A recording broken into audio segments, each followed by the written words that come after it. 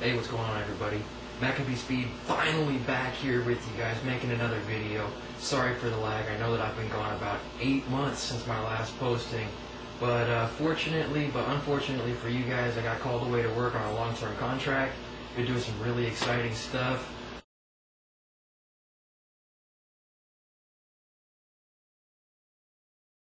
Got to renovate the Pittsburgh High School here out in Pittsburgh, California. Got to help work on the historical UN restoration at 50 UN Plaza.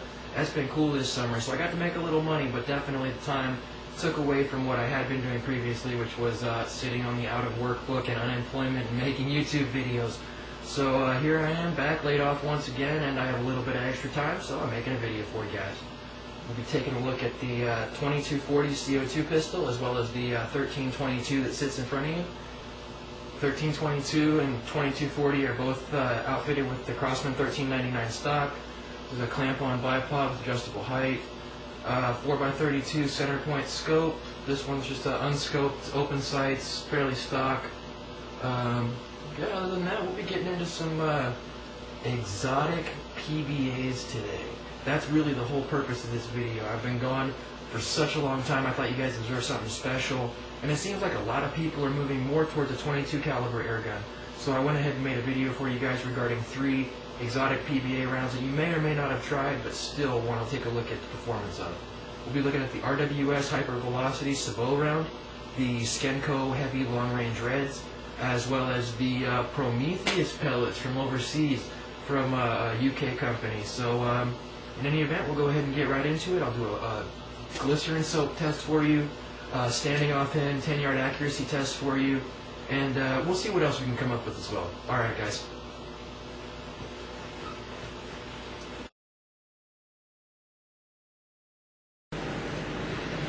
Alright everybody, well, let's just go ahead and dive right into it here.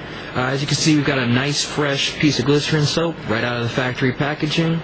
I have 8 individual little segments here that are cast into the soap from the factory. So what I'm going to do is I'm going to fire all 3 of our PBA exotics, as well as a Crossman pointed to baseline both guns. You'll be seeing the 2240 first with the 3 exotic pellets, and like I said, I'll go ahead and use a Crossman pointed to baseline it as far as standard penetration for a lead pellet, and then we'll repeat the test with 1322.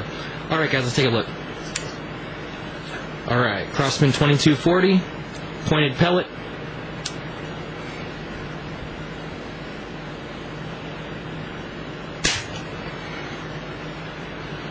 Alright, so that should give us a good baseline as far as what a standard pointed lead pellet would give us penetration-wise. And then we'll go ahead and fire our exotics and see what kind of results we get.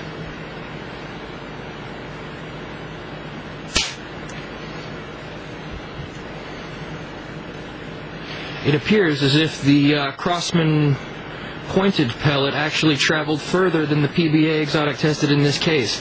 This was the first of the 3. This is the Prometheus 22 caliber Sabot round, and it did not fare as well as the Crossman pointed. We'll dig that out later and see what it did as far as separation is concerned.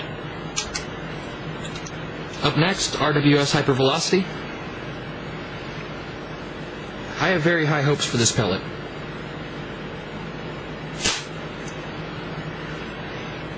Alright, cool, that's a dramatic result. I really like the way that looks. I also like the way that would seemingly perform on small game, leaving the casing and transferring all of its energy to a smaller projectile. Let's go ahead and move on to our final pellet in the mix here, the Skenco Big Red 22.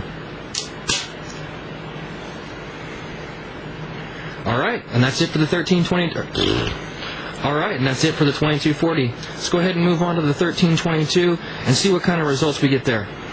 1322, 10 pumps. We'll baseline it with a Crossman pointed lead pellet.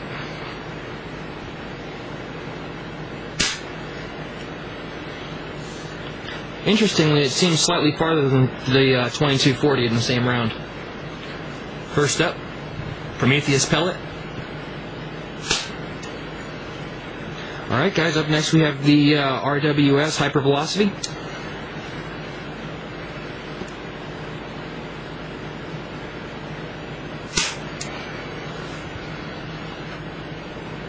Lastly, Skenco Heavy Long Range Reds.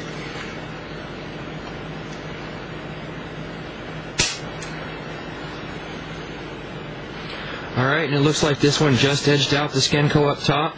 1322 seems to just dig a little bit deeper than the 2240 all the way across the board. And it seems like the RWS Hypervelocity is the winner as far as depth of penetration is concerned in both pistols consistently. Alright everybody, we're going to go ahead and take our shots with the 1322 pump action. And we'll be performing all shots at 10 yards, standing offhand with a 4x32 scope. We'll be starting off with the Skenco Big Red, so moving on to the RWS Hypervelocity, finishing up with the Prometheus pellet on the right-hand side. That was left to right, by the way. Skenco on the left, RWS in the center, and then Prometheus on the right. Alright guys, let's check it out.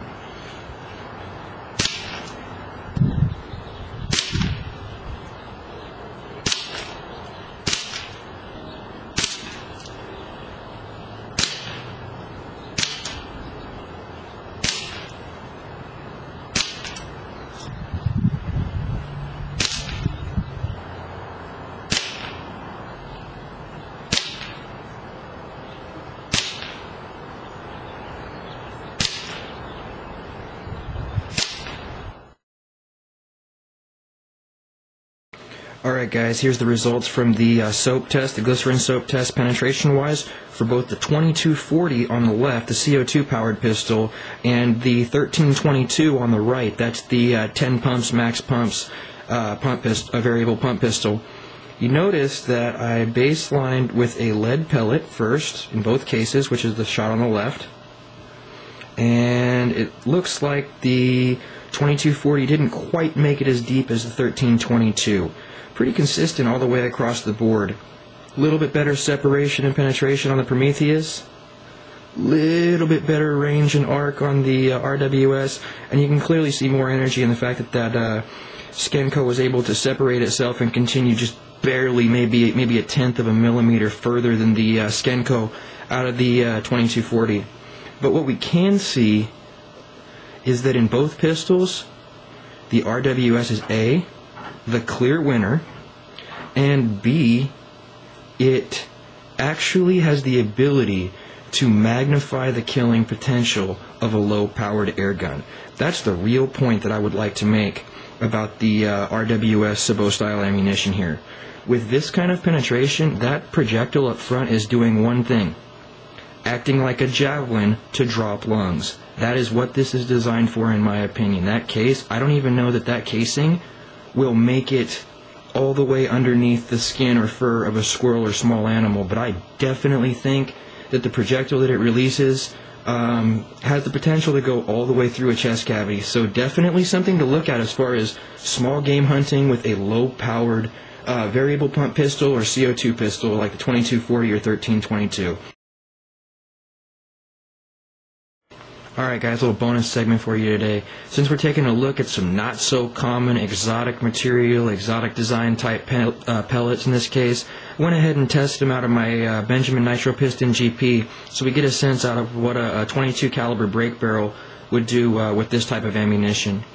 If you look starting on the left, see the RWS Hypervelocity, and this is an excellent trait to me. When I see a projectile start to yaw inside of a target, that reminds me of an M16 round. And M16 rounds are partially as destructive as they are because of the fact that they tumble once they hit a target. That's the very first stages of what looks to me like a tumble. So I'm highly impressed with this round, both in accuracy as well as penetration, and quite a nice initial splash as well.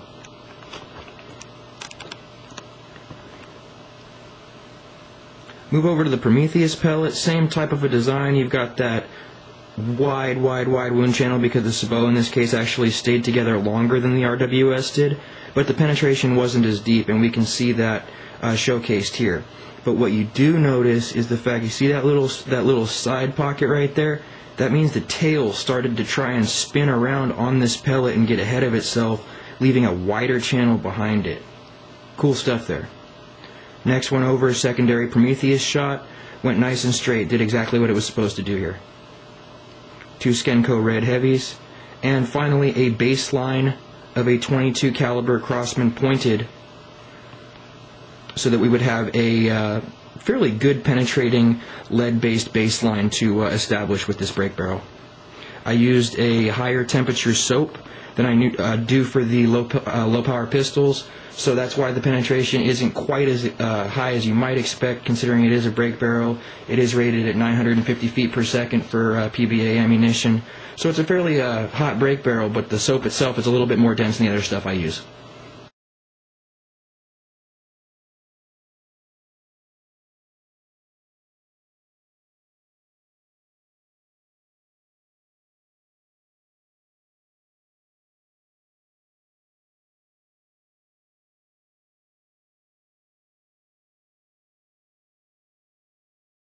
Alright guys, well if you're happy to have me back and you've liked this video, go ahead and rate and thumb me.